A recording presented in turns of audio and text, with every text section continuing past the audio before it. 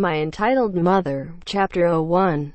I have never really gotten along with my mother, or had a particularly good relationship with my family. This due to issues too numerous and convoluted to really get into, but she has two young sons, my half-brothers, who I love dearly and hope to hell they don't turn out entitled too.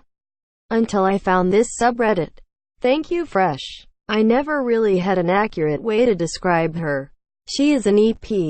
My entitled mother, Mem. Mem is not your average entitled parent. She is entitled because she gave birth to me. This is going back about 10 years now. Before I moved out for the first time at 15. I was in school doing my GCSEs and I also had a weekend job at a local farm shop in order to pay rent. As my exams got closer, the lovely farmer, LF, that owned the shop gave me less hours so that I could revise. The first weekend I made about half of what I usually did, which was not enough to pay my weekly rent. Monsieur Mem didn't like this. She didn't understand why I couldn't revise in school, or why I had to revise at all since I thought I was so clever.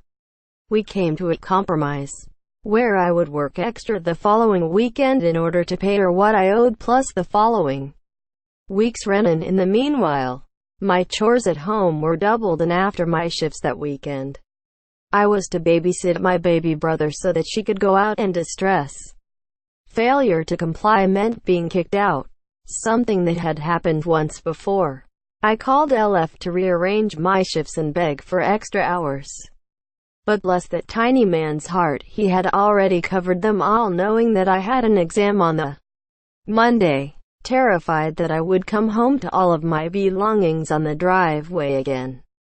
Another rent dispute. I tearfully tried to explain to LF, who thankfully arranged some extra work for me after the school day, which consisted of me watching the chickens, during which time I was able to revise like mad.